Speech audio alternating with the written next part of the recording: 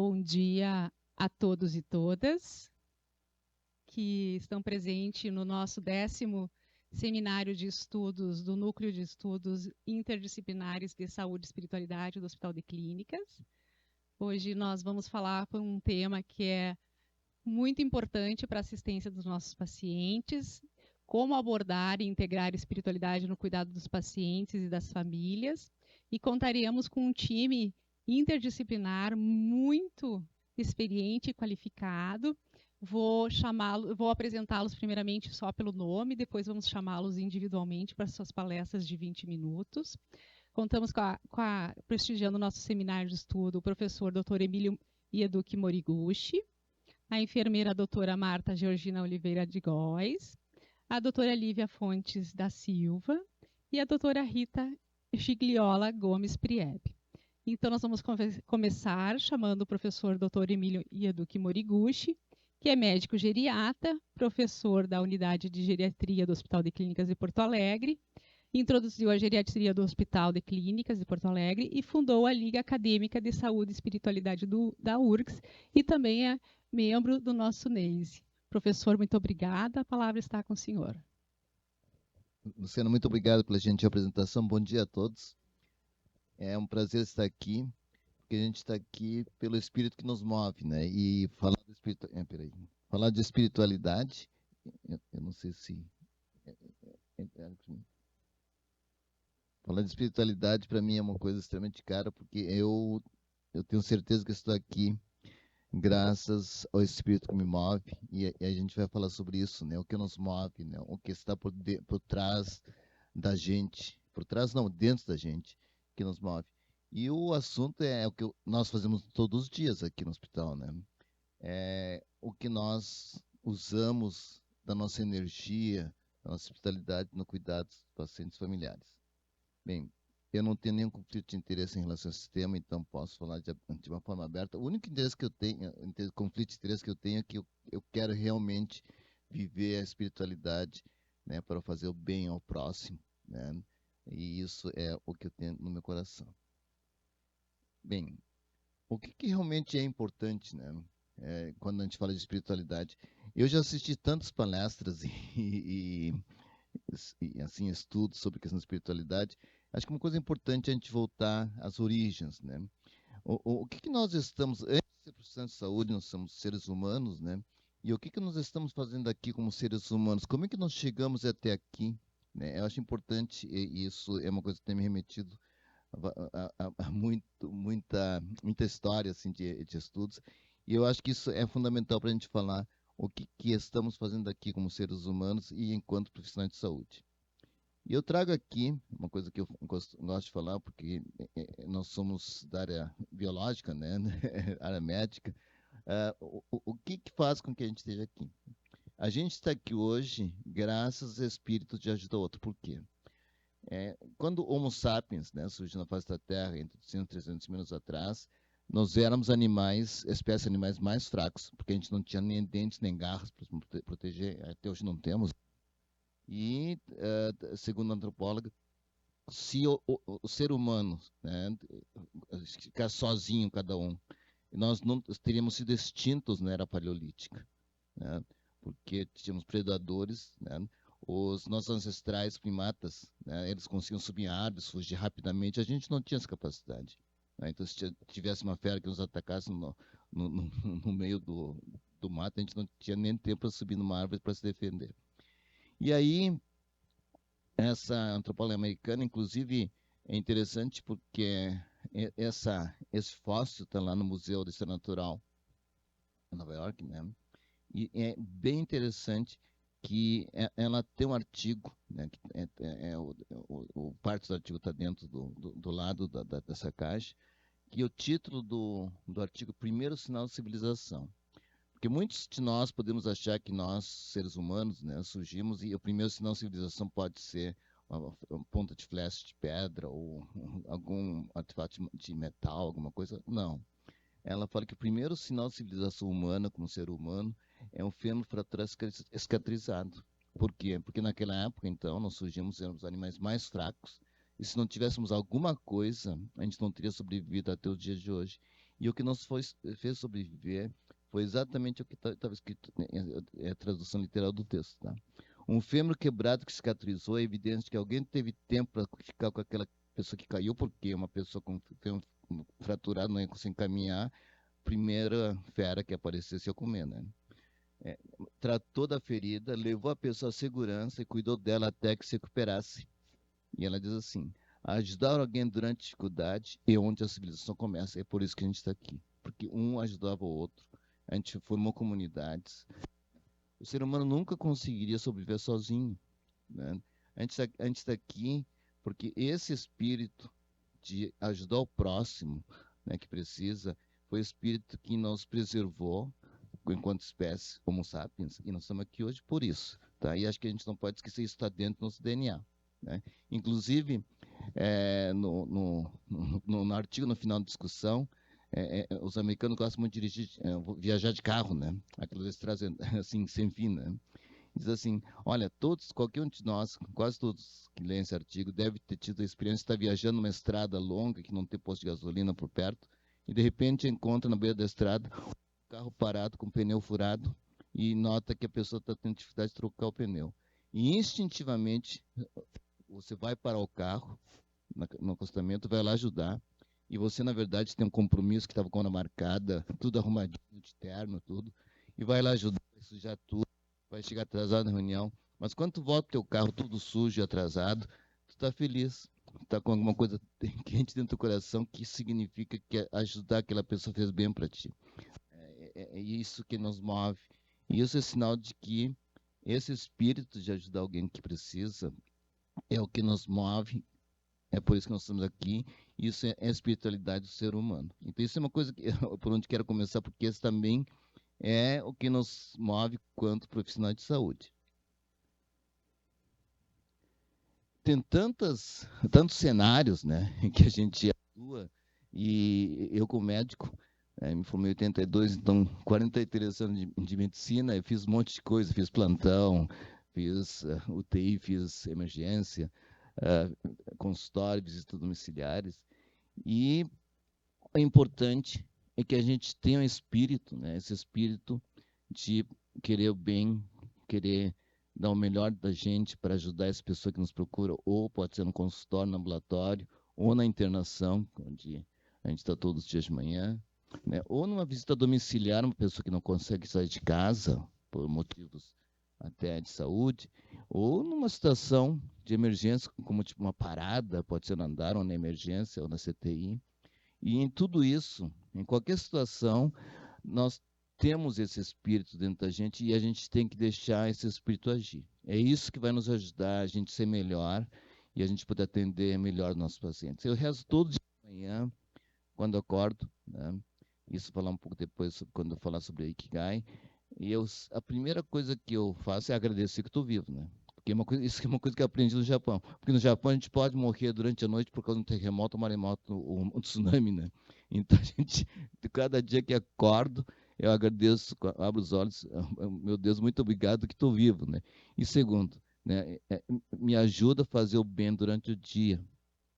Eu quero fazer o bem durante o dia. E o bem que a gente faz como profissional de saúde, né, em vários cenários, isso é uma coisa que a gente não pensa, né?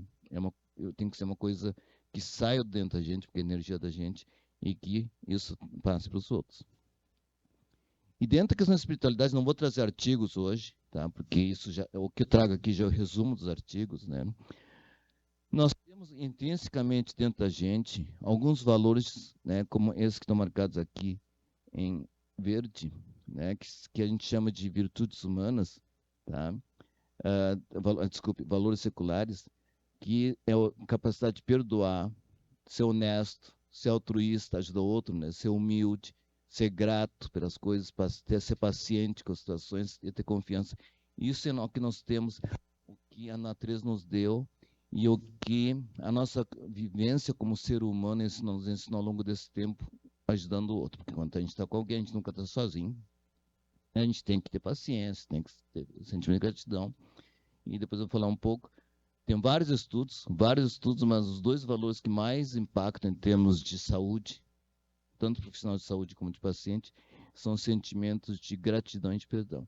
Agora, Feliz ou infelizmente, a gente vive num mundo com um monte de gente diferente, né?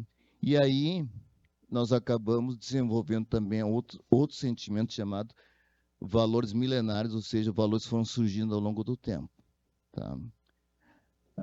Infelizmente a gente, né, porque isso não é muito legal, a gente tem umas raiva, hostilidade, intolerância, orgulho, egoísmo, ingratidão, arrogância.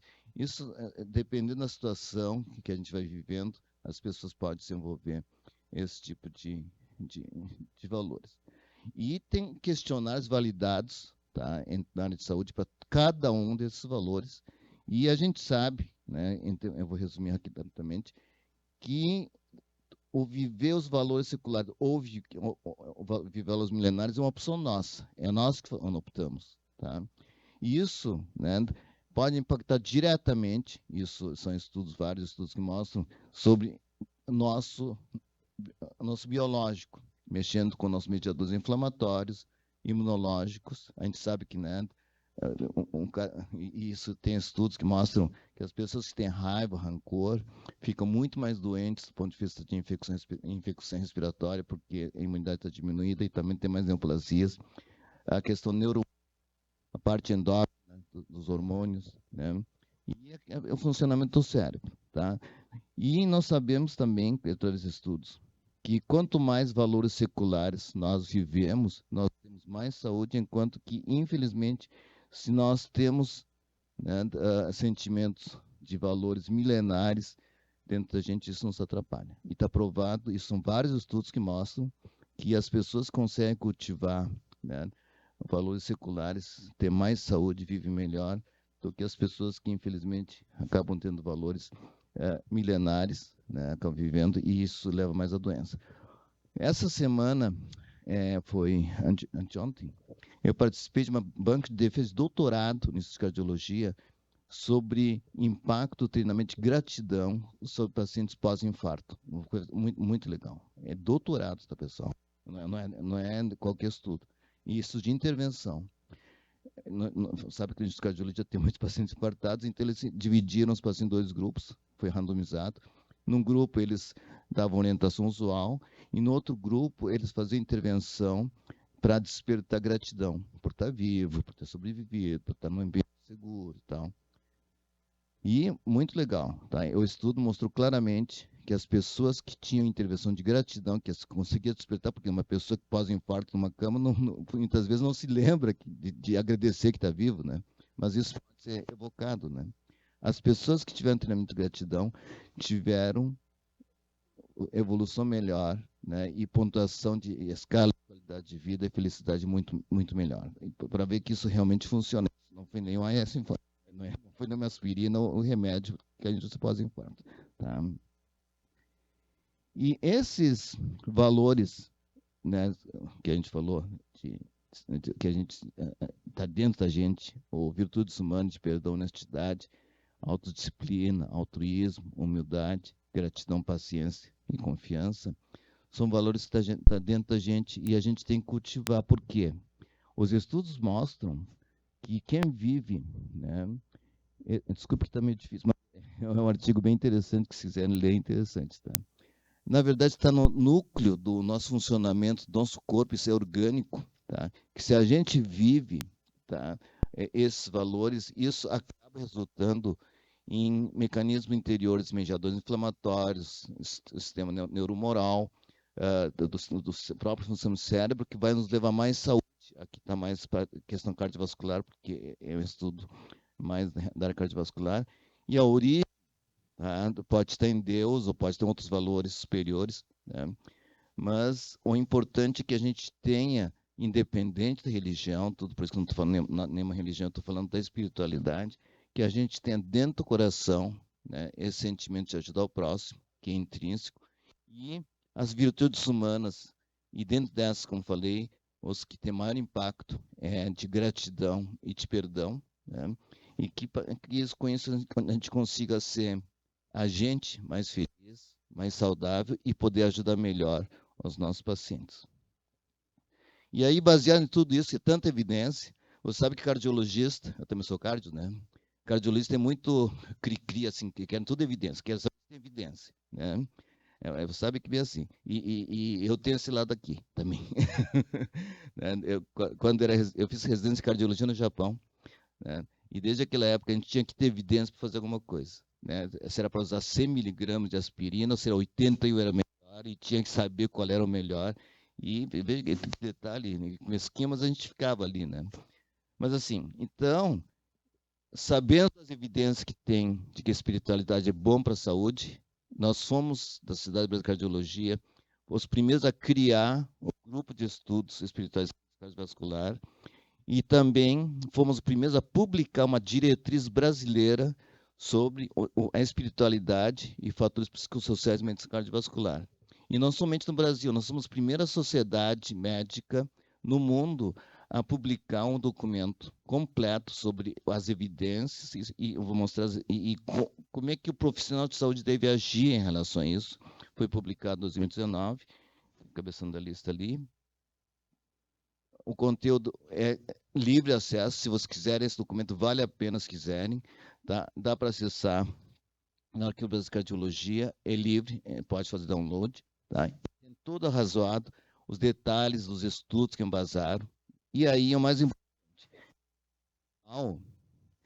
vai ter uma tabela de condutas, coisas que a gente pode fazer, desde rastrear a questão da espiritualidade, respeitar, apoiar a religião, esporte profissional, né, que precisa e tal, onde tem nível de evidência e grau de recomendação. Tá? Onde tem é o que a gente deve fazer, tá? E isso é aconselhável que se faça. Agora, onde está 3 é o que não se deve fazer. Então, a gente reclassificou tudo, até desde o que deve fazer, o que não se deve, por exemplo. A gente não deve avaliar a espiritualidade e religiosidade nos pacientes na emergência, nem na CTI, na fase aguda, tá? Tá lá embaixo. E nem ficar prescrevendo orações práticas religiosas, tá? Porque isso não é bom. Mas agora tem coisas boas lá em cima, que é abordar a questão espiritual, conversar com o paciente sobre isso, e tudo isso está bem detalhado nessa diretriz. E essa diretriz, só para o nosso orgulho brasileiro, foi apresentado no Congresso Brasileiro de Cardiologia em 19, e lá sempre tem um pessoal da American Heart Association, American College of Cardiology, e o pessoal da American Heart Association pediu para copiar, porque o Arquivo Brasileiro de Cardiologia é uma revista que publica em português e inglês, e eles leram a versão em inglês, né? E eles copiaram em 2019, e hoje eles têm uma diretriz própria atualizada, e nós estamos atualizando e vamos publicar a segunda edição dessa diretriz, e fomos da primeira sociedade médica. E esse ano, o Conselho Federal de Medicina, né, criou a Comissão de Espiritualidade e Saúde, e o primeiro Conselho Federal de Medicina, né, o Brasil, comparado com outros países, a criar esse grupo de espiritualidade. Só para ver como isso tem evidência e é importante. Então, assim, tudo isso tem na referência, mas várias coisas melhores e várias coisas são importantes, em termos de a gente viver esses valores, viver a espiritualidade, melhora a pressão, a gente vai ter menos infarto, menos hipertensão, e o mais importante lá embaixo, também porque sou geriatra, né? A gente vive mais e melhor. Tá? Quem vive esses valores, é grato, sabe perdoar os outros, às vezes é difícil, né? Não ficar com rancor, a gente vai viver mais e melhor. Tá? E, para terminar, assim, eu queria falar um pouco da minha terra natal, sou japonês, né? Dá para ver pela cara. E lá, eu sou de origem shintoísta budista, tá? Então, assim, é uma religião um pouco diferente das religiões aqui, dessas bandas aqui, né? Dessas terras dos Pampas. Mas, assim, é uma coisa que aprendi quando infância, né? Eu trago até hoje e acho que isso me ajuda bastante. O Japão, a religião shintoísta, respeita a natureza, né? Então, assim, a respeito da natureza. Então, a água, para mim, representa a vida. Essa aqui é a fotografia que foi tirada de um lugar que fica mais de onde eu nasci, tá? É um lugar que é bem próximo de trem, 1 hora. Ao fundo, o Monte Fuji, que para mim representa a tranquilidade da natureza, né? a estabilidade da natureza. E na frente, as flores de cerejeira. As flores de cerejeira representam no Japão espíritos japoneses. Né?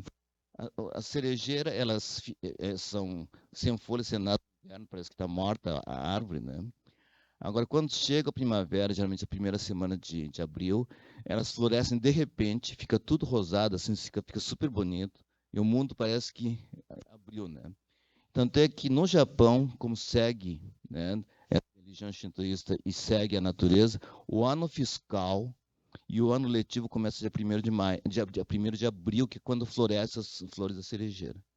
E o ano termina em março, que é final de inverno, quando as cerejeiras já estão sem flor, né? E essas flores vão mais ou menos até maio, e de repente, em 1 ou 2 semanas de maio, as flores caem de repente, dá lugar para as folhas, né?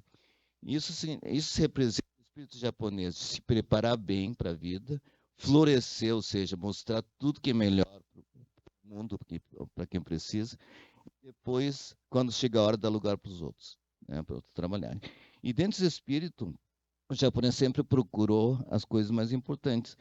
E uma das coisas que preocupava os japoneses, que apesar de ter ficado o país mais longevo do mundo na década de 70, um grande problema é o seguinte, aqui dá para observar esse dado de 2014, mas é bem atual ainda. Veja só, as mulheres viviam mais de 86 anos em média, e os homens quase 80 anos. Só que nas barras verdes, né, essa é a expectativa saudável de vida, ou seja, com saúde, livre, autônomo, independente. Ou seja, isso significa que no Japão, naquela época, as mulheres passavam cerca de 12 anos e meio dependentes no final da vida, em média, e os homens mais de 9 anos. Isso é triste, né? Ficar dependente no final da vida. Então, se criou uma força-tarefa, e eu participei dessa força-tarefa, para descobrir por que dessa diferença, o que a gente tinha que fazer. Porque o Japão é um país muito homogêneo, né? A dieta japonesa é muito homogênea, todo mundo faz atividade física, descansa igual, né? E etnia muito homogênea, genética muito homogênea. E foi feita uma pesquisa e descobriu o seguinte, que o que fazia a diferença entre pessoas que viviam mais e melhor e pessoas que não viviam mais, não viviam tanto e ficavam doentes, era viver um valor chamado Ikigai, que é o propósito de vida, o sentido de vida. E as pessoas que viviam o sentido, o propósito de vida, tinham realmente vida mais longa, saudável, do que as pessoas que não tinham esse sentimento de propósito de vida, de ter um sentido para a vida. E veja só, a diferença é tão grande, o número grande de pessoas, mortalidade geral, risco relativo, razão de risco, desculpe, é de quase 50% para a mortalidade total, mortalidade cardiovascular, que é minha área, 40%, né, a menos. No Japão é suicídio, porque lá não tem bala perdida, tá? É suicídio, é 10%. E mortalidade por câncer, veja só, 70%. E hoje em dia a gente se dá conta no Japão que a questão de ter uma espiritualidade, ela protege principalmente contra câncer. Isso é uma coisa interessante, né? Não somente contra doenças cardiovasculares. E o que é o Ikigai? Ikigai é viver aquilo que a gente gosta, que a gente ama, né? Mas que a gente tem que se treinar para ficar bom. E tem que ser, como eu disse bem no começo, tem que ser alguma coisa que o próximo precisa, que o mundo precisa, que alguém precise. E, por outro lado, a gente tem que sobreviver, então a gente tem que ser pago por isso. O que a gente gosta, e se torna boa é a nossa paixão, né? O que a gente gosta e o mundo precisa, a nossa missão aqui na Terra. O que a gente, né, pode ser pago e o que o mundo precisa, a nossa vocação. E aqui se torna bom, né, como profissional de saúde, e que podemos ser pagos na nossa profissão. Isso, tudo isso é Ikigai. E quem vive isso no Japão, vive mais e melhor. Só que assim, isso é no Japão. Não, não é só no Japão, tá, pessoal? Porque, outra coisa, antes que me esqueça, o ideograma de Ikigai está intrínseco, ideogramas são letras no Japão, né? Que tem intrinsecamente significado. Dentro da palavra Ikigai, sem querer, sem saber, o pessoal, tá? Tem, assim, empatia, solidariedade, ajudar-se mutuamente, que é exatamente o espírito que nos traz aqui hoje, né? Essa questão de Ikigai eu fui visitar lá no Japão, tem vários deuses, né? Deus Ikigai, e o nome dele é Pinkoro. Pin, em japonês, significa viver ativamente. Koro é morrer de repente, ou seja, viver ativamente quando pode e morrer quando chega lá, né? E esse estudo foi tão impactante que os americanos e os europeus quiseram reproduzir, e realmente, tanto na Europa como nos Estados Unidos, quem tem um propósito de vida, purpose of life, propósito de vida, semelhante a esse Ikigai, vive mais, morre menos por todas as causas, e também doenças cardiovasculares, que é a primeira causa de morte no mundo ocidental, tem significativamente menos infarto e AVC, mostrando que o propósito de vida, aquela energia, aquela motivação que a gente tem no início da manhã, todos os dias, para fazer alguma coisa boa, é uma coisa que vale para todo mundo, é uma espiritualidade que vale para todo mundo, e como eu falei, eu concordo com isso, hoje eu vou fazer uma coisa boa, tá? E tem uma meta-análise, ou seja, vários estudos, que foi publicado recentemente, que mostrando que ter propósito de vida tem um impacto muito positivo sobre a saúde, né? E diminuir a mortalidade total. Isso é do mundo ocidental, e a meta-análise, então, mostrando que isso também funciona em qualquer lugar do mundo. Então, para terminar, essa questão de propósito de vida de nós, profissionais de saúde, né? Eu acho importante, porque nós temos que ver isso e ajudar os que precisam, tanto o paciente como a família, está dentro da gente, é o que a gente quer viver, e o corpo do ser humano precisa viver isso. E para isso a gente tem que ter esse tipo de reunião, promover mais, porque a gente tem que ter formação e entendimento para a gente poder dar um atendimento mais humano e espiritualizado. Basicamente era isso, muito obrigado. Muito obrigada, professor Moriguchi.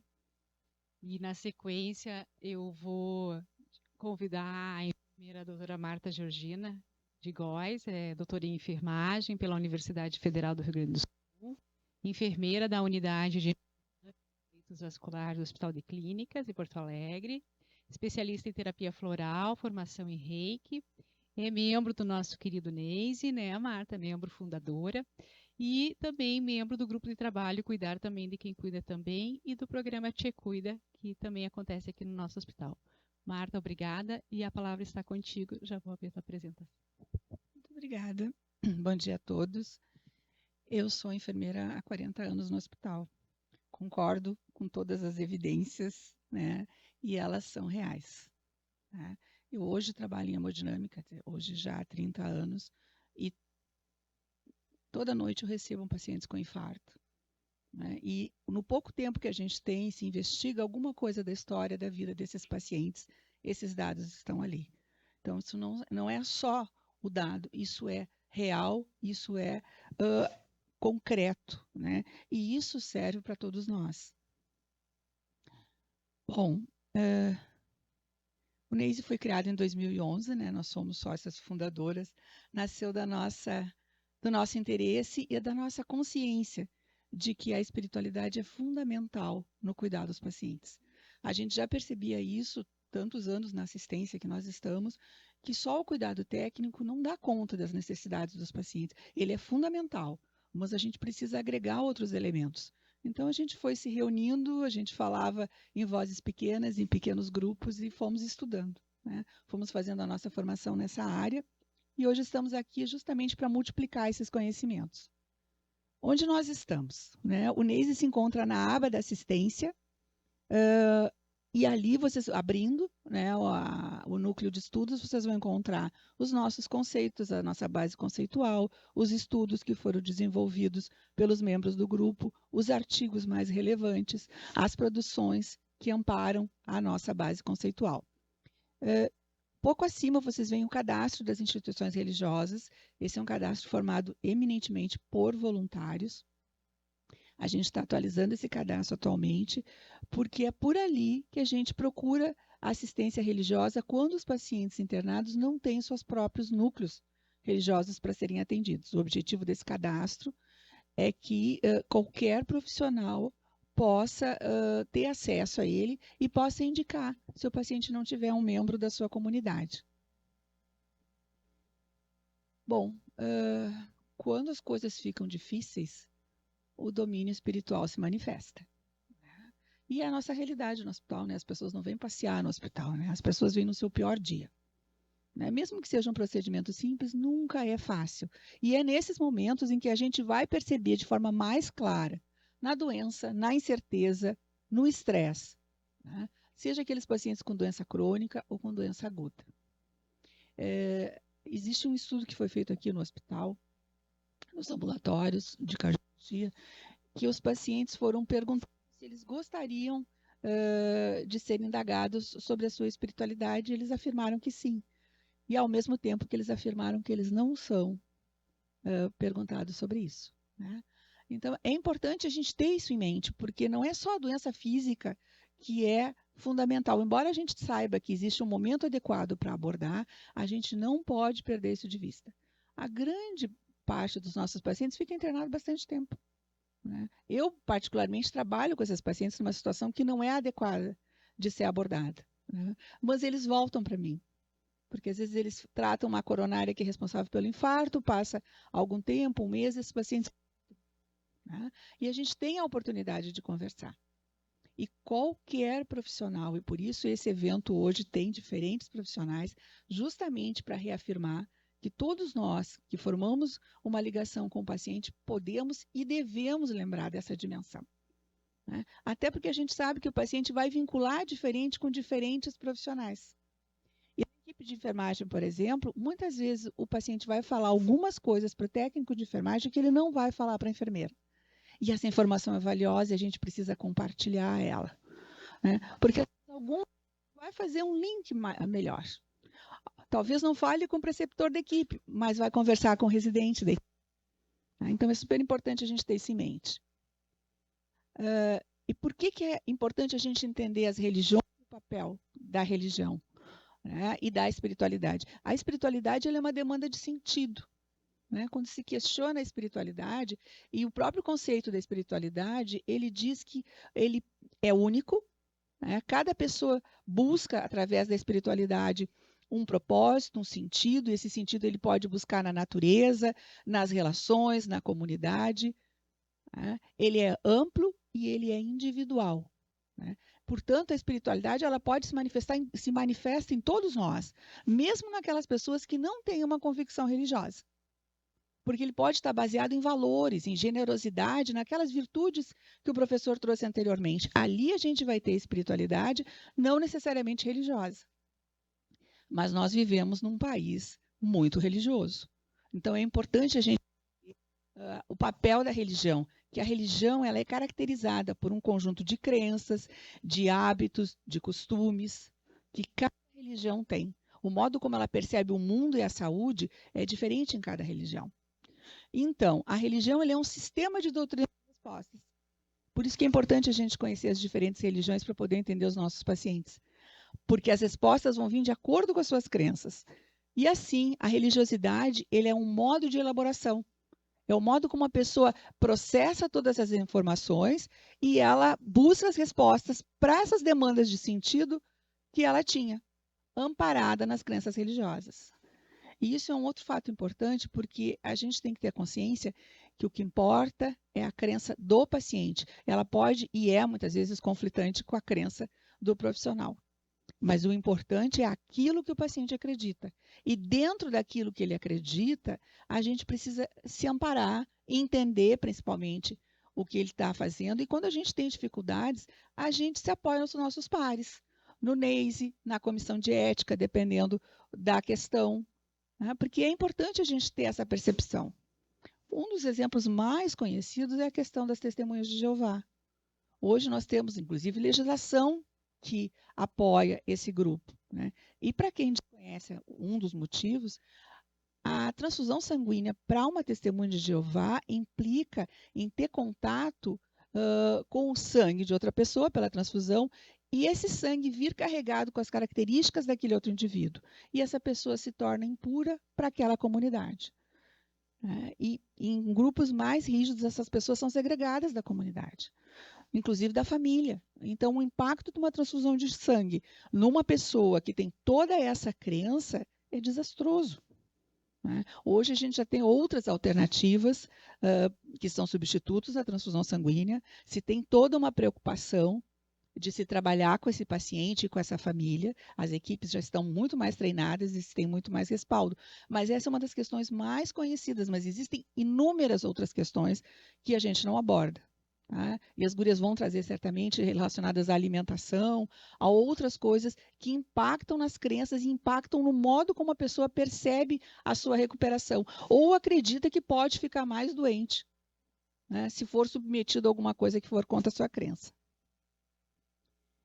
E é importante a gente entender também o que significa, né? Qual é o conceito de cuidado espiritual? O cuidado espiritual, o paciente pode buscar significado naquele momento que ele está vivendo, e para as mudanças na sua vida, e buscar apoio na sua fé, ou simplesmente ele pode buscar um ouvinte sensível. Então, o cuidado espiritual ele ocorre também quando a gente está do lado do paciente, quando a gente escuta. A doutora Ana Arantes, médica paliativista bem conhecida no Brasil, diz que a gente tem que aprender a fazer as perguntas certas, né? Porque às vezes tudo que o paciente quer é só poder falar. É o suficiente. E quando a gente conseguia fazer consultoria, que as nossas pernas encurtaram sensivelmente, a gente não consegue mais fazer consultoria de cuidado espiritual, muitas vezes a gente foi e só ouviu. Era tudo que precisava. Era ter alguém que tinha paciência de sentar e escutar.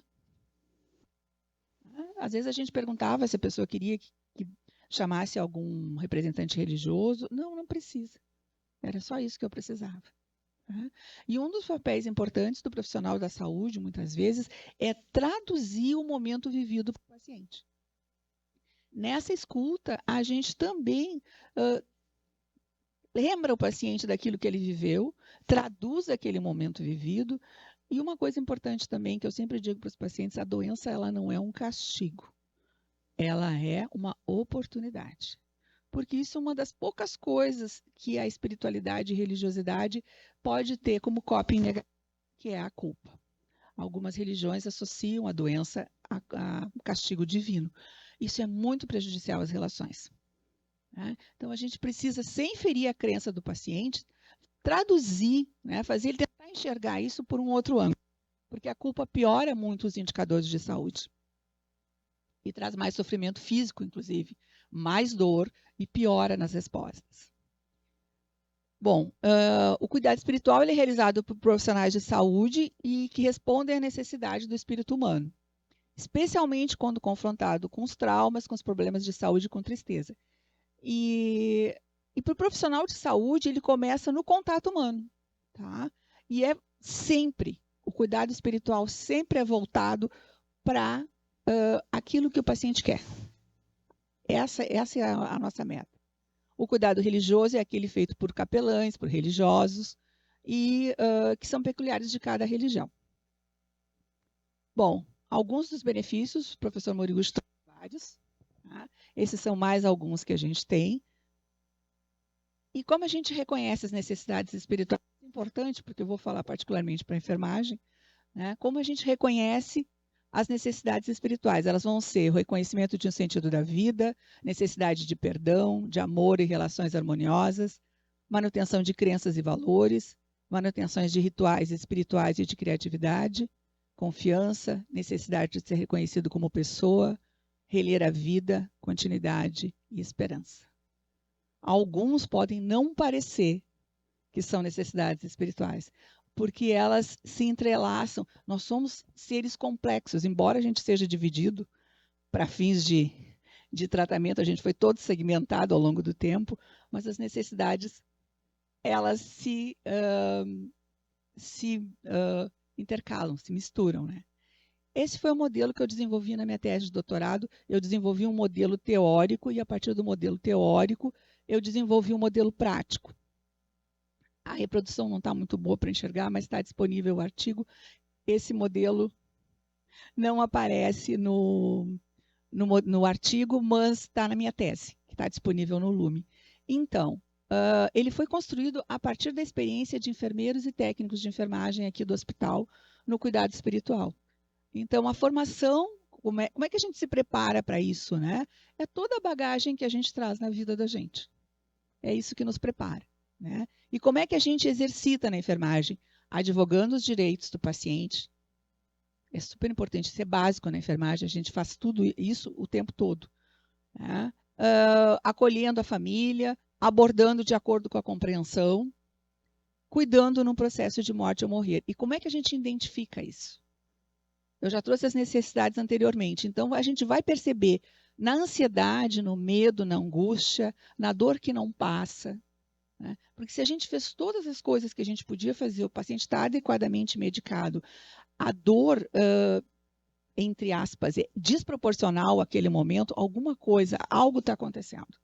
Se a gente for investigar, a gente vai descobrir que aquela dor tem algo por trás, né? E isso é a experiência de várias pessoas e é a minha experiência ao longo desses 40 anos. A apatia também. Existem vários sinais em que a pessoa está em sofrimento espiritual, que é o nome que a gente usa, inclusive no AGHUSE, é como assim o diagnóstico está definido. O que a gente pode fazer? Pode solicitar atendimento religioso, mas também pode propiciar privacidade para as práticas espirituais. Se a pessoa se sentir à vontade, se o profissional se sentir à vontade e o paciente pedir, a gente pode rezar. Isso se for de comum acordo entre os dois. Eu já rezei quando os pacientes me pediram.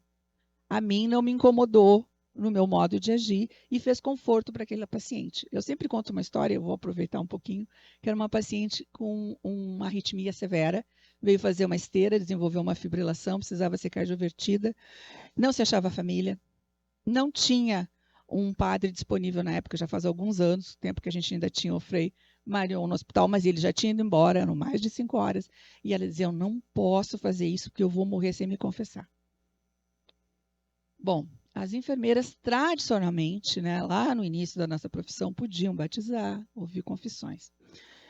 Aí eu disse isso para ela e o médico estava do lado, né, a gente estava preparando para fazer a cardioversão, e ela acalmou. Eu disse, a senhora reza comigo? Eu digo, rezo.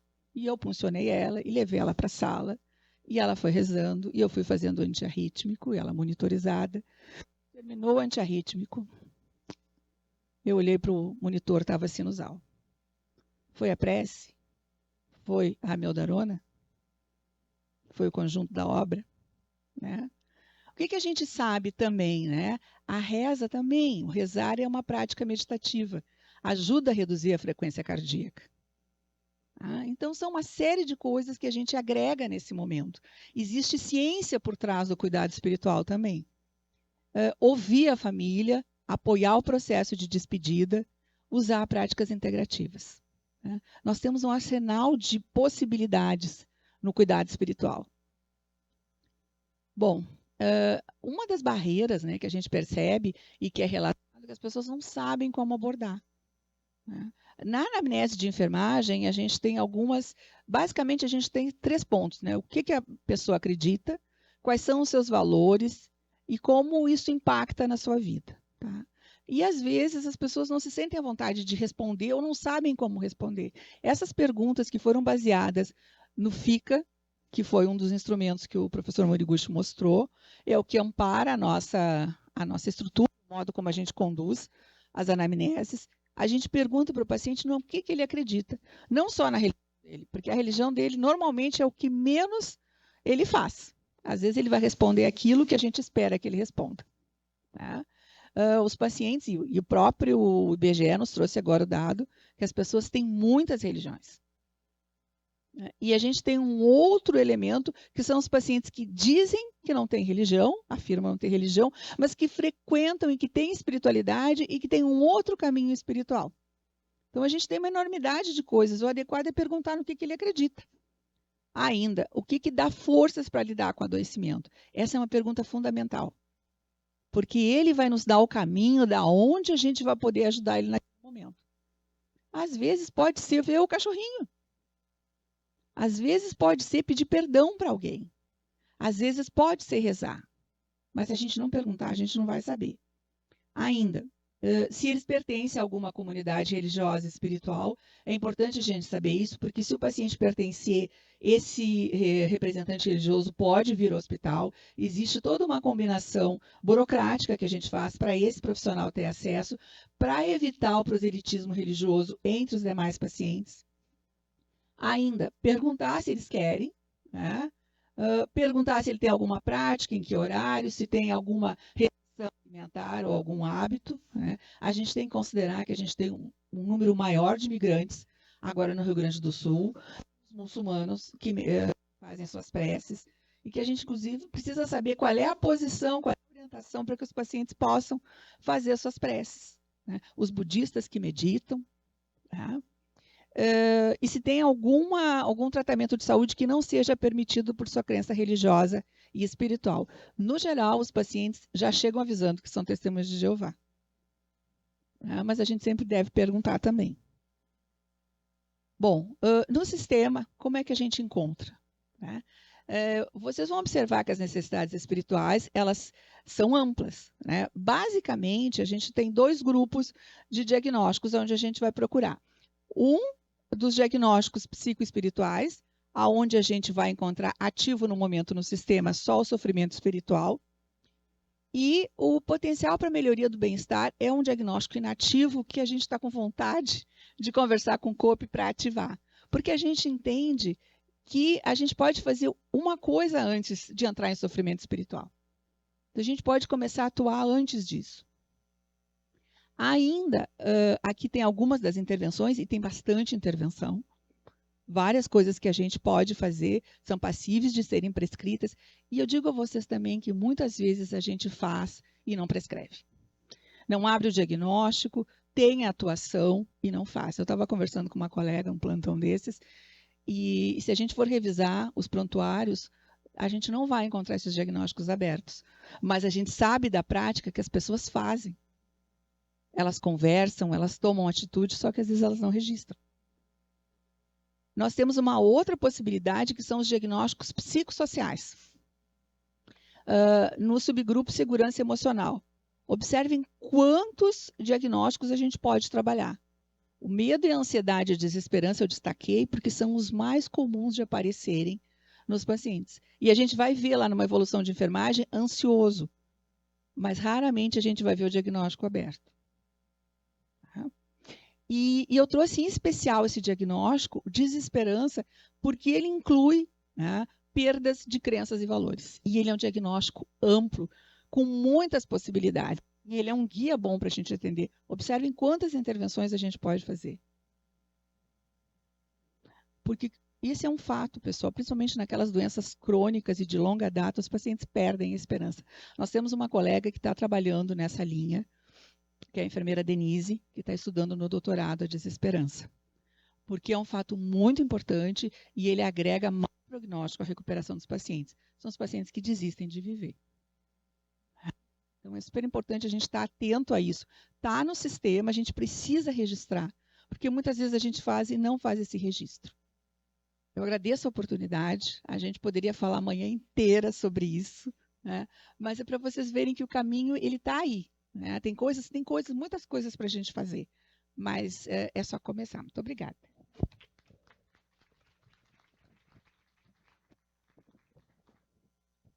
Muito obrigada, Marta. Então, na sequência, eu vou convidar a doutora Lívia Fontes da Silva, que é nutricionista das equipes de geriatria e medicina interna, doutora em ciências médicas pela URGS, e também é membro do nosso querido NEISE. Lívia, muito obrigada. Voltando de férias, assumiu esse compromisso. A palavra está contigo. Bom, eu agradeço o convite, né? Bom dia a todos. E eu não lembro exatamente há quanto tempo eu estou vinculada ao NEISE, né? Às vezes não consigo ser tão participativa, mas eu lembro que quando eu fui presidente da Associação de Nutricionistas, a Luciana era presidente da Associação de Enfermeiras e ela me fez esse convite. E eu fiquei muito feliz em aceitar. Então, eu vou falar um pouquinho de nutrição e espiritualidade, né? São poucos os trabalhos, né, que relacionam essas duas coisas. E tem alguns trabalhos que falam especificamente em determinadas religiões. Então, só, né, fazendo uma introdução, a espiritualidade, então, é a presença do sagrado, é um aspecto dinâmico e intrínseco, né, que todos nós temos, e é uma busca, né, existe uma busca por significado, propósito e transcendência. A religiosidade é como você crê e vivencia uma religião.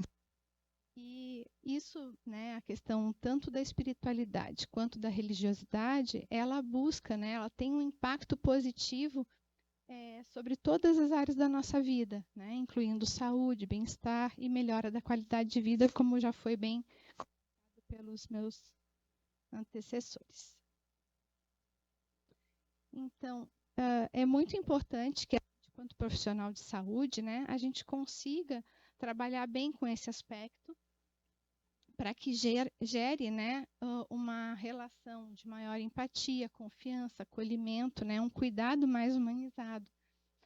E isso vai facilitar a integração do paciente com o profissional.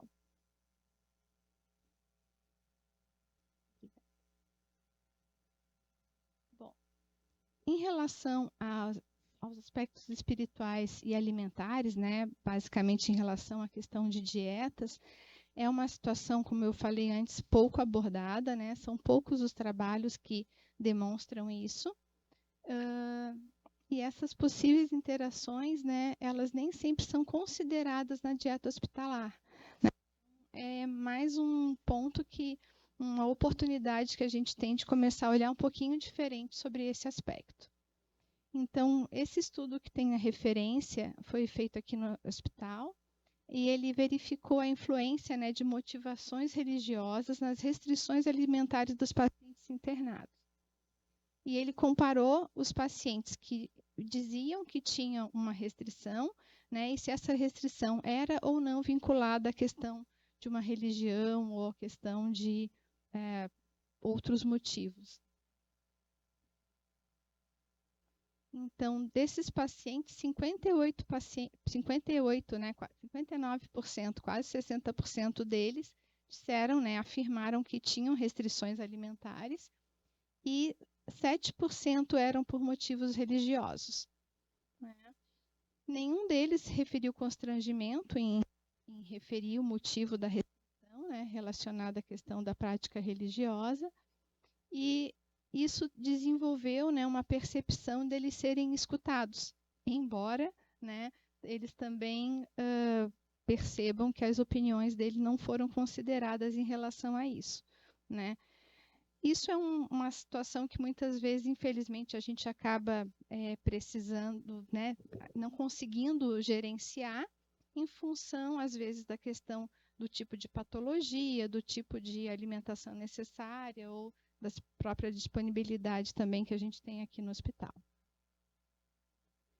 Então, muitas religiões, e eu boto seitas também, né, que são vários, que é um grupo, né, de valores que algumas pessoas começam a vivenciar, né, então, baseado em situações, e quando essas crenças se o número de pessoas, às vezes, se fundam religiões, né? Então, por isso que eu acrescentei as seitas também. Então, elas têm capacidade de moldar a maneira, né, como os integrantes constroem a vida, os pensamentos, a alimentação e a criação de hábitos alimentares, né? Então, é bem importante a gente considerar isso.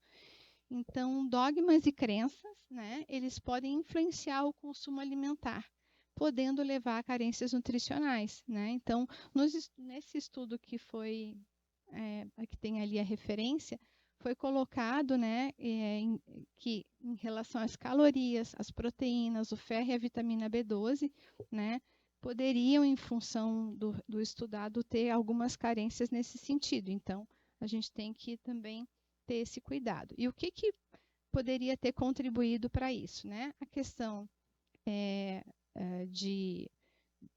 os alimentos que estão envolvidos nesses dogmas e crenças, né? As bebidas alcoólicas, as fontes de proteínas animal, mistura de ingredientes, né? E algumas religiões e seitas têm a questão da prática do veganismo e do crudismo, né? Que também, às vezes, pode contribuir para uma carência nutricional. Outra coisa importante também é a questão do jejum, né? Da inanição e dietas veganas, né? Que acaba, muitas vezes, colocando risco para o indivíduo, se não são bem orientados.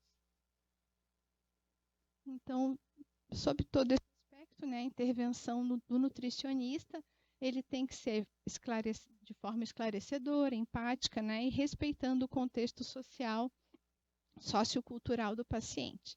A gente não pode esquecer, né, que a alimentação ela é mais do que fornecimento de nutrientes, né? Ela engloba vários aspectos das nossas vidas, né? Então, das nossas práticas culturais, isso independente da cultura. Então, o alimento é um símbolo, né, dentro de cada religião, e que eles sendo permitidos ou proibidos, eles vão formando os hábitos alimentares.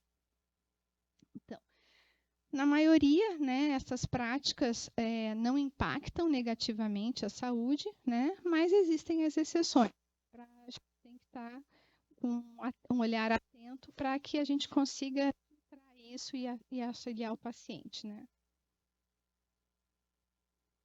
Bom, pensando um pouquinho na questão histórica, né, a convicção religiosa, ela sempre teve uma ligação com a alimentação, né? Então, lá no Império Romano, o culto, por exemplo, ao Dionísio, né, ele continha contribuições alimentares, né, a divindades católicas.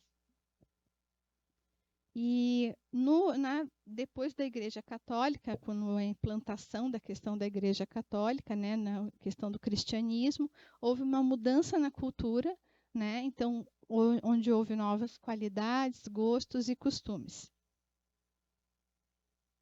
Então, eu vou falar um pouquinho agora sobre cada religiões, né, e as suas particularidades em relação à alimentação. Então, os católicos são os que menos têm restrições alimentares, né? As restrições dos católicos, isso de maneira bem ampla, é a questão do jejum, né? Que teoricamente deveria ser feito na quarta-feira de cinzas e na sexta-feira santa, e a questão da vinculação, né? Do pão e do vinho, né? Com a questão de ser o corpo de Cristo e o sangue de Cristo, né? Isso na Igreja Católica. E o peixe ele também tem uma importância simbólica, né, na questão do catolicismo. Nos adventistas, né, a alimentação ela assume mais do que um caráter somente alimentar, né? Ela está relacionada também à questão do estilo de vida, né? Então ele assume um caráter determinante das práticas religiosas. Então ele faz parte. Né? Então, é importante a gente também ter esse olhar. Então, os adventistas não ingerem carne, álcool, café, né? A alimentação é majoritariamente vegetariana, combinado com a questão do estilo de vida saudável para melhor viver essa espiritualidade. Então, dos judeus, né? Eles não comem carne de porco, né? E para as outras carnes, eles têm uma preparação dessas carnes para poderem se alimentar, que é a carne kosher, né? Onde todo o sangue é retirado desse animal para ser preparado, né? Então, tem algumas rotinas e alguns determinantes de como preparar esses alimentos.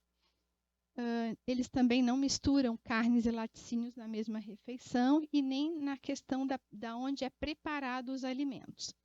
E os ortodoxos, eles têm uma menor tendência de consumir novos alimentos, né? Então, ele tem um hábito alimentar um pouco mais rígido.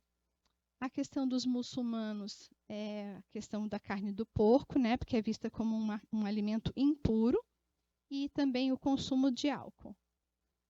E eu peguei o Hare Krishna, que fala num desses artigos, na verdade são dissertações de mestrado, que eles colocam o Hare Krishna como que é um exemplo, né, de religião hindu, onde a vaca é um animal sagrado, então eles são naturalistas, né, e na sua maioria vegetarianos. E aqui para a questão do Brasil, né, onde veio a questão da escravidão, que houveram as religiões de matriz africana, a gente não pode também esquecer, né, que também são poucos estudos, mas tem mostrando a questão do candomblé, né, e outras religiões, mas como o candomblé é a matriz na raiz africana, né, de maior destaque e é maior difundida no todo o Brasil, eu trouxe ele junto com a Umbanda também, que tem um pouquinho que são poucas as modificações, né, em relação só à questão das restrições alimentares que eles chamam de quizilas. Então, no candomblé e na Umbanda, né, e em outras religiões de matriz africanas, a alimentação ela é relacionada ao orixá, né, e aos componentes da natureza. Então, eles têm essa visão. Os alimentos, então, eles são utilizados em rituais e cultos, né, e são considerados sagrados e têm repletos de simbolismos. Então, como eu falei, as quizilas, elas são restrições e demonstram firmeza e compromisso com a religião. Então, de acordo com o orixá, é que tem a restrição de determinado alimento. Isso acontece na Umbanda também. Sendo que no candomblé é uma coisa de mais assim, não come determinado alimento para a vida, né? Ele vivencia aquilo. Na Umbanda, a diferença é que ele é vinculado mais à questão do dia do culto que vai ser restrito ao alimento.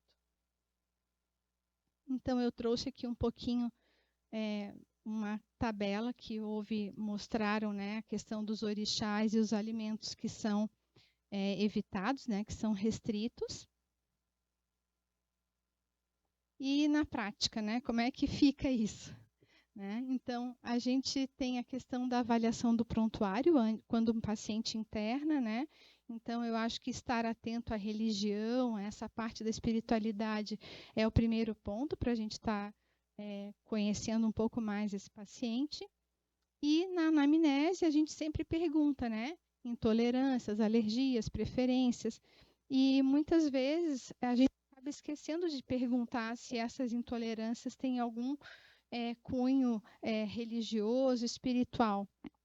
Eu acho que isso, fazendo essa apresentação, eu me dei conta que isso é uma coisa que a gente pode começar a perguntar, né? Trazer mais para o nosso dia a dia.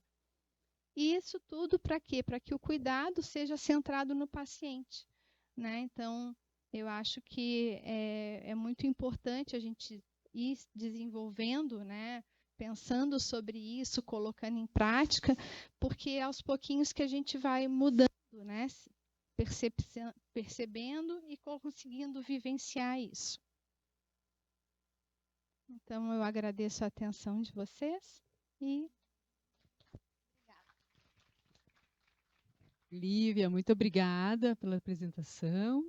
E eu vou chamar, então, de pronto, a doutora Rita Gigliola Gomes Priebe, que é especialista em psicologia hospitalar pelo Conselho Federal de Psicologia, mestre e doutoranda em ciências médicas da URGS e é nossa chefe do serviço de psicologia da HCPA. Rita, muito obrigada pelo aceite do convite. A palavra está contigo. Obrigada. Gostaria então de agradecer, em primeiro lugar, ao convite tão carinhoso da Lu e a satisfação de estar aqui podendo falar de uma temática que é tão presente, tão pouco falada, especialmente quando nós trabalhamos, como a Lívia estava referindo, né, tem coisas que a gente escuta do paciente, mas a gente não associa com a questão da religiosidade, da espiritualidade, e esse é um bom momento para que nós possamos fazer essa reflexão. Então, gostaria de agradecer e de agradecer a oportunidade de ter ouvido os colegas que, de fato, já foram trazendo muitas das questões que também me apareceram, né, internamente quando eu estava preparando essa apresentação. Essas são algumas referências norteadoras, né, tem alguns materiais como o FICA, né, que também já foi trazido e comentado, tem algumas questões mais ligadas a cuidados paliativos quando se fala de espiritualidade, então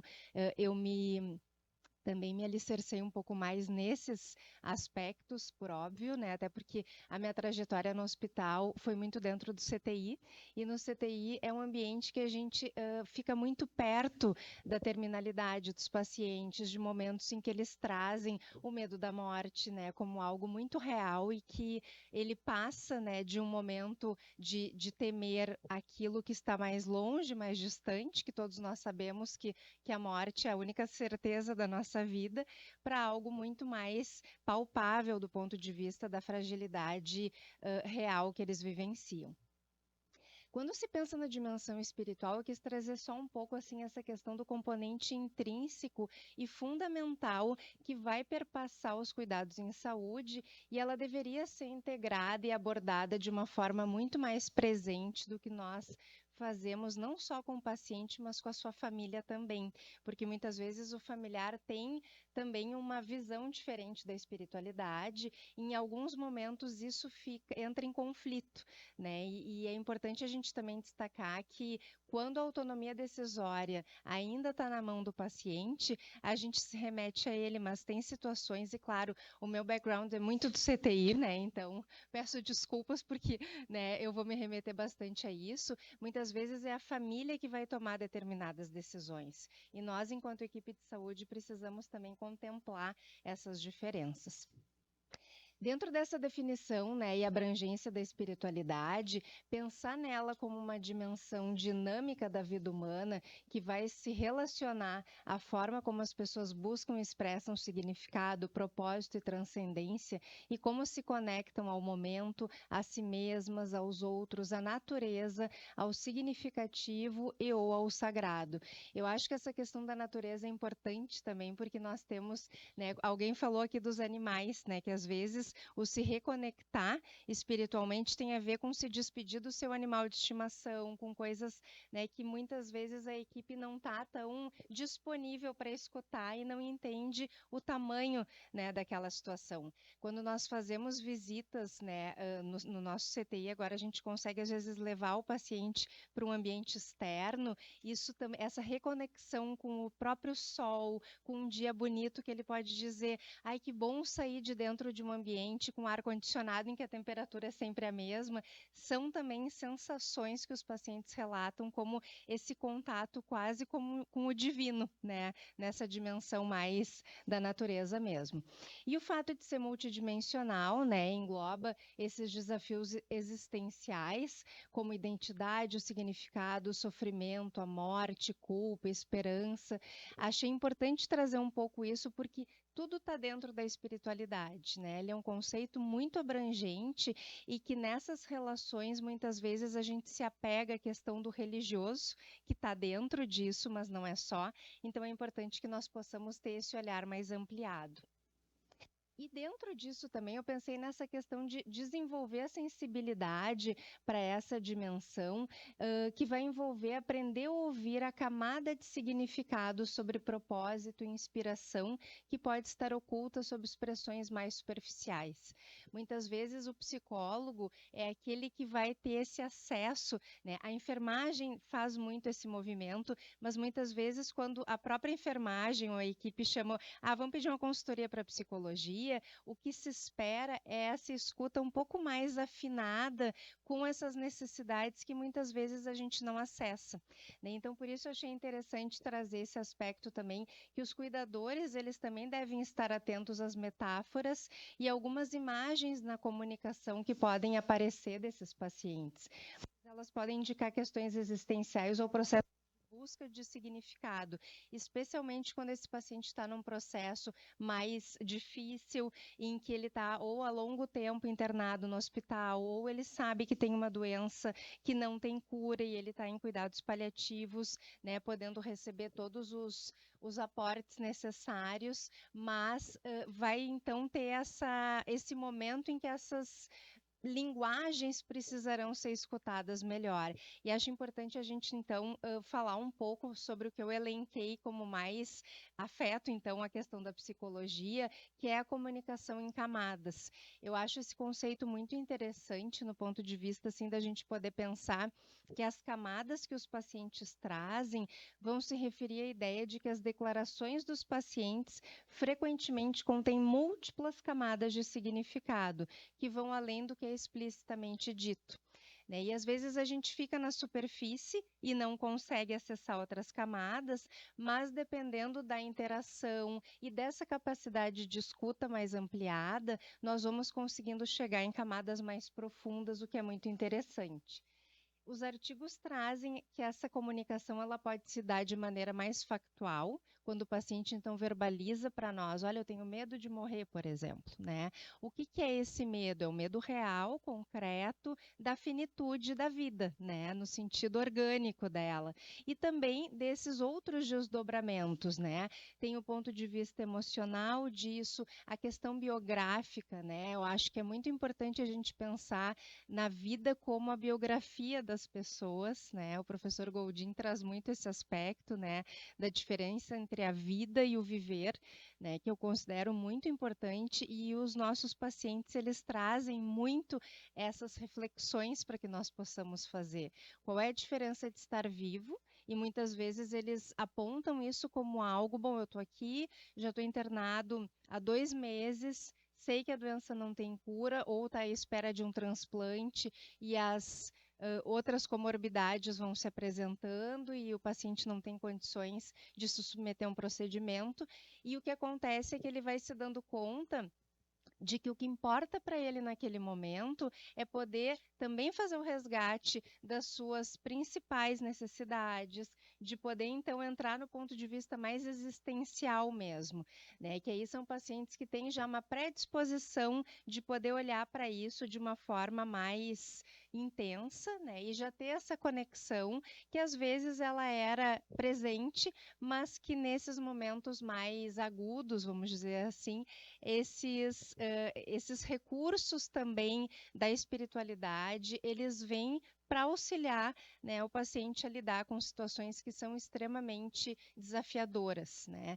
E eu também gostei muito de escutar o professor Moriguchi com relação a essa proteção que a espiritualidade nos dá em termos de doenças. E a gente consegue ver que a relação que os pacientes têm quando eles lidam com uma questão que, inclusive, né, foi trazido de uma forma belíssima, assim, no sentido de qual é o significado de estar doente, né? A doença não tem que ser vista como uma punição, mas como uma oportunidade, que é a oportunidade de ressignificar questões. Muitas vezes as pessoas fazem reconciliações familiares em momentos que elas estão vendo também que a finitude se apresenta. Então, são oportunidades muito importantes da equipe como um todo poder perceber a nossa importância enquanto profissionais que vamos escutar essas questões. Às vezes o paciente traz mais fragmentado, um pouquinho para a enfermagem, um pouco para a nutrição. O médico, quando passa, né, o paciente, se tem uma intimidade maior, consegue ter mais liberdade, mas às vezes fica com receio, porque pensa, bom, né, qual é o médico, né, que vai entender do que eu estou falando? Não são todos. Então, a gente também precisa lidar com uma série de preconceitos que vão influenciar nessa possibilidade das camadas serem acessadas da comunicação, né? Então, acho que esse é um ponto que eu queria destacar. E essa imagem, eu acho ela interessante porque ela é uma imagem de um iceberg, né? E que também para refletir que às vezes o que aparece são os comportamentos das pessoas, né? Como é que a pessoa está? É um paciente que está mais irritado, um paciente que não quer comer e que fica também trazendo comportamentos um pouco mais difíceis para a equipe lidar, quando na realidade, embaixo desse comportamento, tem muito mais coisas para a gente poder analisar, que são então os sentimentos dele, os pensamentos. Muitas vezes o paciente tem muito medo e a forma com que as pessoas reagem ao medo é muito mais reativa de fato do que ficarem mais tristes ou mais, né, ensimesmados. Então eles ficam mais numa postura mais de ataque, né, do que a gente gostaria muitas vezes. E a questão dos valores e das necessidades, né, se são atendidas, se não são atendidas. Muitas vezes em situações de CTI, e que a gente tem a questão também da religiosidade presente, a gente já teve questões assim mais difíceis de lidar, como pacientes que queriam trazer um pai de santo para fazer alguma coisa dentro do hospital, isso ainda quando a gente tinha, né, habitava o CTI do 13º andar, essa situação aconteceu, e nós tivemos que entender um pouco aquele processo para que o ritual pudesse acontecer, só que não exatamente dentro, no meio, né, de todos os outros pacientes, mas da gente poder acolher essas necessidades, porque às vezes o que gera justamente o medo é que a pessoa não vai conseguir cumprir alguns propósitos que as religiões, às vezes, também, de certa forma, colocam, e que aquilo é super importante para a vida daquele sujeito e também para as relações familiares, né? Achei muito importante esse destaque para a questão dos testemunhas de Jeová, porque nós também lidamos muito com essas situações na hemato, né? Quando os pacientes eles têm questões que necessitam, né, dessa abordagem, e o quanto a gente precisa enxergar não do nosso ponto de vista, mas do ponto de vista daquela família e daquele sujeito, né? Então a gente fazer também essa conexão é muito importante. Para reconhecer, então, essas emoções mais difíceis que podem emergir na medida que a gente vai adentrando essas camadas da comunicação, é uma escuta atenta, as perguntas poderem ser mais abertas, né? Tem vários questionários que vão trazendo algumas ideias do que a gente pode perguntar sobre a questão da espiritualidade, que também já foi trazido, uma linguagem acessível e clara. E a gente não precisa concordar, né? Eu acho que esse é um ponto também que eu fiquei pensando bastante. A minha crença pode ser diferente, mas se naquele momento a família pede que eu reze junto e o ambiente de CTI é propício também para isso, né? Na pandemia a gente viveu muito isso, né? Dos pacientes e das famílias quererem rezar conosco. Se a gente se sente à vontade, aquilo faz sentido para nós, a gente tem que ir em frente, mas a gente não pode fazer algo que a gente se sinta desconfortável. E aí a gente vai poder falar sobre isso e dizer, olha, vocês fiquem aqui, façam, né, a oração de vocês, mas eu já tive a oportunidade de participar de muitas rodas de Pai Nosso, né, no CTI, e de fato a gente sai, acho que aí entra a questão também da gratidão, né, e desses sentimentos positivos. Se tem algo que também nos fortalece enquanto profissionais, é saber que a gente faz algo além do prescrito para aquela família e para aquele paciente, e que eles vão poder levar isso, né, como uma memória afetiva de um hospital que trouxe toda a tecnologia possível, mas que também acessou algo que é do mais íntimo, que é justamente essa possibilidade de uma conexão, de uma escuta e também de uma análise desse comportamento não verbal, que às vezes a família, né, se retrai ou fica com vergonha ou não quer pedir, e a gente precisa também incentivar que eles possam nos trazer essas necessidades. E dentro dessa questão de conexão afetiva, acho que a gente sempre precisa levar em conta os desejos dessa família, desse paciente, os valores, essa questão do pertencimento. Então, eu pertenço a esse tipo né, eu tenho essas crenças, eu pertenço a esse grupo que pensa dessa forma, né? E a autodeterminação. Eu acho que esse é um outro conceito também que é muito interessante para que a gente possa pensar que os pacientes eles precisam ser incentivados a isso, e isso é a gente poder também fazer um olhar voltado, de fato, né, ao bem-estar desse paciente e a esse cuidado centrado. E aí, para finalizar, eu trouxe essa frase que eu acho muito bonita do Ramon Baez, que é um psicólogo que faleceu agora no início de agosto, nos deixou. Ele é um psicólogo espanhol, ele era professor da Universidade de Barcelona, e ele trabalhou muito com cuidado paliativo e com essas questões mais existenciais. E ele diz que acompanhar compassivamente outro ser humano no processo de morrer é, na minha opinião, uma das tarefas mais importantes e privilegiadas que existem na vida. Eu gosto muito dessa frase porque muitas vezes as pessoas perguntam: nossa, mas vocês da psicologia trabalham com sofrimento todos os dias, né? E eu, no meu caso, eu estou há 26 anos trabalhando aqui no hospital, e acho que poder acolher esses sentimentos e a gente poder dar um sentido para a dor do outro também nos faz melhores como pessoas. Obrigada. Muito obrigada, Rita. Eu vou convidar todos os palestrantes agora para compor a mesa, porque nós vamos ter uns minutinhos para poder conversar com a plateia. Então, se vocês puderem tomar assento na mesa, eu ouvindo a fala da Rita, como tenho assim uma experiência também próxima na terapia intensiva e também o trabalho que desenvolvemos no NEIS, e depois a gente pode a Marta mostrou o caminho para vocês acessarem. Existem muitos materiais que produzimos aqui que nos ajudam nesta abordagem com os pacientes.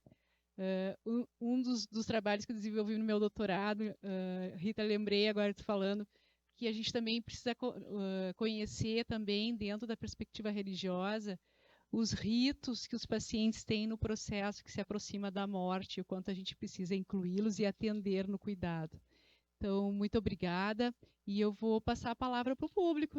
Quero saber se vocês têm perguntas. Vamos aproveitar esse momento muito rico que temos aqui com essas pessoas que têm uma experiência tão grande.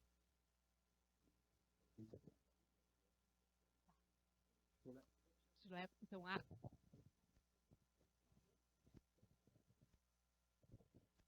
Bom dia, professora Adriane, da ginecologia. Eu adorei assistir essas palestras, né, porque são coisas que a gente tenta passar para os nossos alunos e para os nossos residentes diariamente.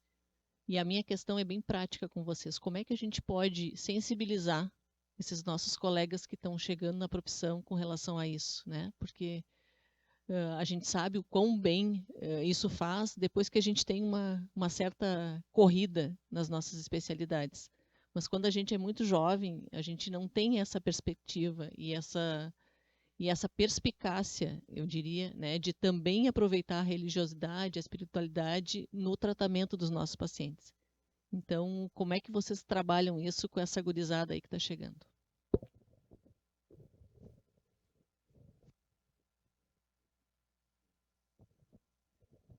Adriano, obrigado. Sabe que eu sou professor de semiologia, né? Introdução clínica médica, e hoje de manhã tive a primeira turma de uma segunda fase. Eu tenho o privilégio de introduzir os alunos da medicina, né, para examinar o paciente, para conversar com o paciente. E uma das aulas teóricas que eu dou antes de chegar no beira do leito é semiologia da espiritualidade. E mais ou menos na linguagem dos estudantes, para motivá-los, né? Eles não têm tanto interesse pelo assunto, né, ou não tem nenhum. Eu tento mostrar para eles que é importante. E na anamnese, graças a Deus, né, tem uma pergunta que é da religião, né? Nome, idade, sexo e tal. E eu uso esse gancho, né, na beira do leito, né, e assim, vai na identificação, e sempre faço o aluno perguntar, né, a religião é importante para a senhora? E tem muita gente diz que sim, tá? E a gente usa esse gancho para depois ir ao longo da anamnese, também ao longo do tempo que está na internação, usar, né, essa parte da religiosidade para levar o lado mais espiritual. A gente não consegue fazer o FICA, tá, na primeira, porque não tem como, né? Mas eu tento fazer isso desde a formação do estudante na semiologia, né? Então, assim, para mim é uma parte que faz alguns anos já que introduzia a semiologia da espiritualidade na disciplina, né, com os alunos, e como trato com residentes também, né? Isso já ensinei para os estudantes. Quando o estudante chega e da casa aqui, assim, a professora vai perguntar sobre isso. Então, começa assim, e começa ao natural, né? Não dá para forçar nada, né? Isso que eu tenho feito, Adriane. Eu costumo dizer para os alunos que a única diferença entre a gente é o conhecimento, é a posição que eu ocupo nesse momento enquanto enfermeira com formação. Mas eu sou um ser humano igual, com necessidades, e ele também é. Então, reconhecer a nossa humanidade, aquilo que nos é comum, nos aproxima. Porque às vezes, até por proteção, né? A pessoa assume aquela posição do médico, da enfermeira, do psicólogo, do nutricionista e se retrai.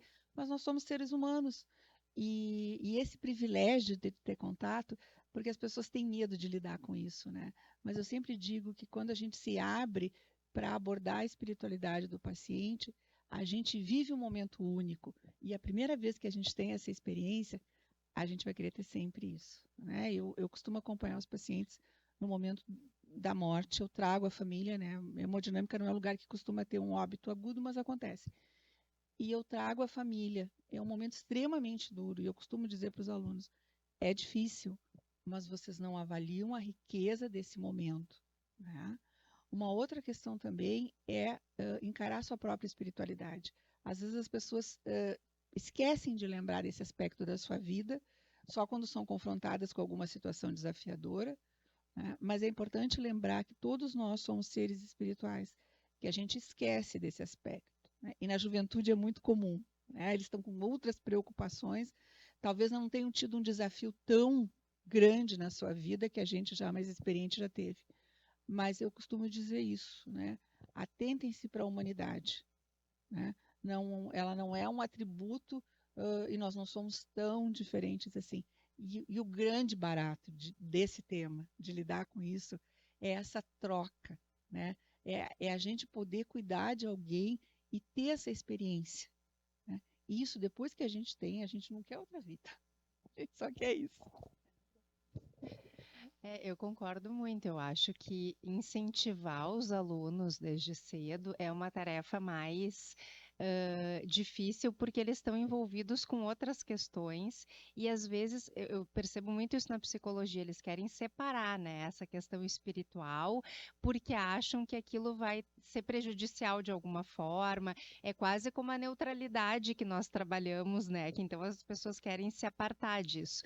Mas na realidade, olhar o ser humano de forma integrada, e isso a gente tenta fazer muito também, né, com os nossos alunos, é poder levar em conta que isso faz parte dessa série de crenças que vão balizar, inclusive, algumas tomadas de decisão nossas, né, enquanto equipe. Então, poder colocar isso nesse aspecto, assim, de que isso vai nos auxiliar a ajudar aquela família e aquele paciente a lidarem com determinadas questões, eu acho que vai tirando um pouco dessa parte do místico e vai trazendo para algo mais científico. Acho que o professor e a Marta trouxeram também muito já dessas publicações que existem e que trazem dados que são dados robustos, né? Então, da gente poder também valorizar isso e sair de algo mais voltado ao, né, aquele imaginário que se tinha antigamente, né? Acho que esse é um processo que a gente está vivendo.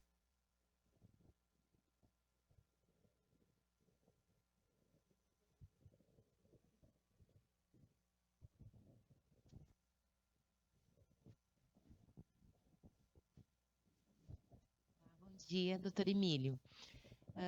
Dentro da avaliação da religiosidade ou espiritualidade, o senhor coloca como não indicado fazer para pacientes em ambientes agudos. Mas eu trabalho no CTI também. Em momentos agudos, a única coisa que ele tem é a sua religiosidade ou espiritualidade para trazer paz.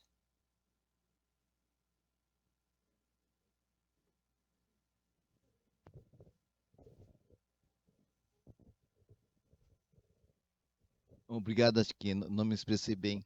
Aquilo é parte, a anamnese espiritual, né? De abordagem, de perguntar a religião, as coisas não. Porque a essas alturas, pelo menos para os meus pacientes da minha equipe, ou para quem pratica isso, né? A gente já sabe da religião e tal. Por isso que eu queria que vocês tivessem tempo, lessem a diretriz, que é bem clara. A abordagem de espiritualidade, questionar se acredita, se não acredita, se tem religião, não tem religião, não deve ser feito numa fase aguda quando o paciente está na emergência, está mal e está com dor, está correndo risco de vida, ou na CTI, quando está realmente mal, né? Porque essas são perguntas que devem ser feitas quando o paciente está bem, né? Quando está estável. Isso está bem claro. Isso é abordagem da semiologia, né? Tá, mas agora a gente conhecendo o paciente, isso eu como geriatra, né, e também trabalho com cuidados paliativos, eu tenho constantemente pacientes que vão falecer na minha mão, né, vão partir para outra vida junto do meu lado, né, ou tá o prestes de partir. Sempre abordo isso, né? Muitos pacientes me conhecem, né, então assim, falam comigo, doutor, eu estou tão mal assim, eu digo, nós não estamos bem. Acho que a gente tem que preparar para. Não, a gente tem que ser honesto, né? Acho que a gente tem que preparar a partida. Tem alguma coisa que possa lhe ajudar para partir bem? Eu sou bem claro assim, né? E com a minha cara diferente, eles acho que é mais fácil falar.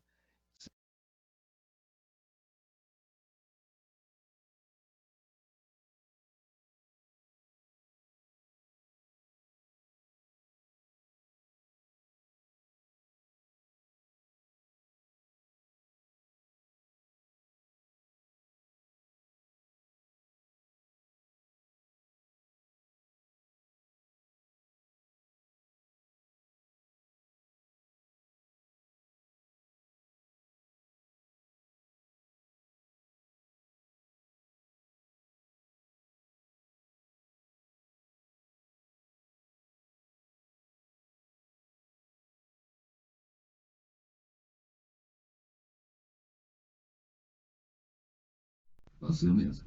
Né? Essa é uma coisa.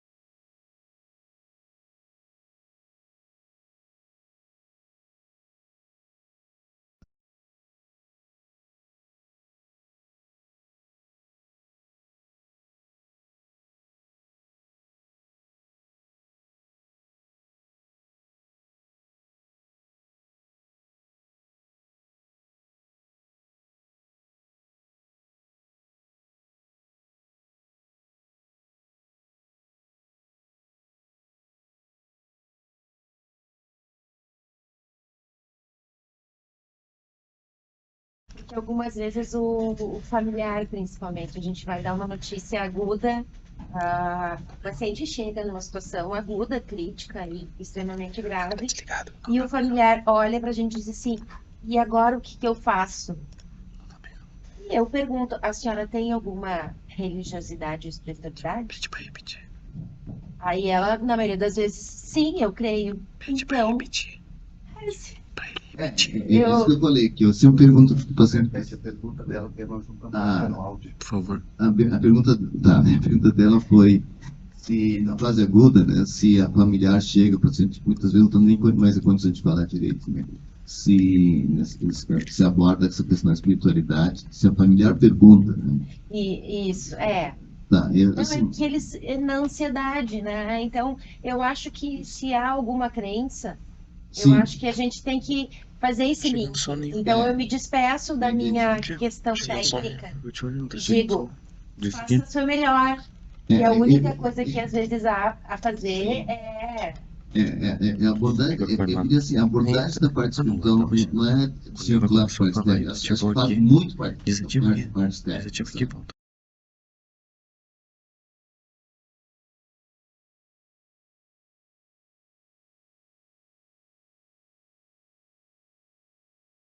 Principalmente porque tem mais vínculo, mais próximo, né? Eu já abordei isso antes. Então fecha isso que tá Eu já sei se o paciente tem religião se gosta, não gosta disso, quem fala isso, não quer que fale sobre isso, ou tem algum padre ou pastor que esteja junto, né? E geralmente, na fase aguda, quando o paciente está morrendo, está partindo mesmo, né? Acho que o paciente não tem muito tempo de pensar se é religioso ou não, mas a minha pergunta é o que quer, o que está precisando agora? E como falei, muitas vezes o doutor não larga a minha mão, né? Doutor, reza comigo o Pai Nosso, né?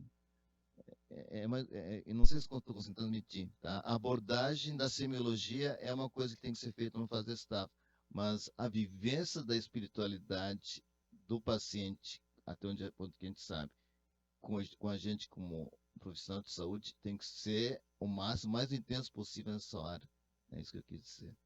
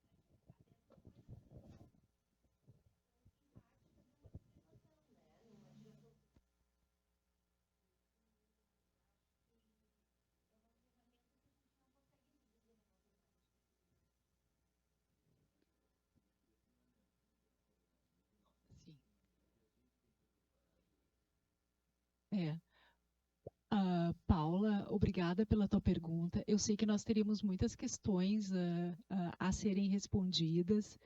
Eu acho que a gente pode seguir conversando um pouquinho daqui a pouco, também na pausa, mas é muito importante, assim, é por isso que nós estamos aqui hoje e ouvimos cada um dos colegas, que o quanto nós temos que nos desenvolver internamente para poder abordar os pacientes e suas famílias. Quando o paciente está no momento crítico, talvez a melhor fonte seja a família, mas sempre perguntando aquilo que é importante para o paciente, porque a Rita falou muito bem, a crença da família pode ser diferente, não aceita pelo paciente. Nós já tivemos pacientes que não tinham uma escolha espiritual religiosa, mas a família tinha e queria impor para ele um atendimento religioso e ele não aceitava. Esse é um ponto importante. A nossa referência sempre vai ser o paciente e entender a família para poder atendê-los nas suas necessidades que podem ser distintas. Eu queria, assim, agradecer imensamente a vocês. Com certeza nos encontraremos em novos momentos. Agradecer ao público presente e dizer que seguiríamos nos próximos seminários conversando e também pedimos para que vocês façam contato conosco para estarmos mais próximos, embora não tenhamos mais a consultoria de cuidado espiritual, nós estamos muito disponíveis para estar lá na ponta ajudando todos vocês. Muito obrigada e até um próximo seminário de estudos do NEISE.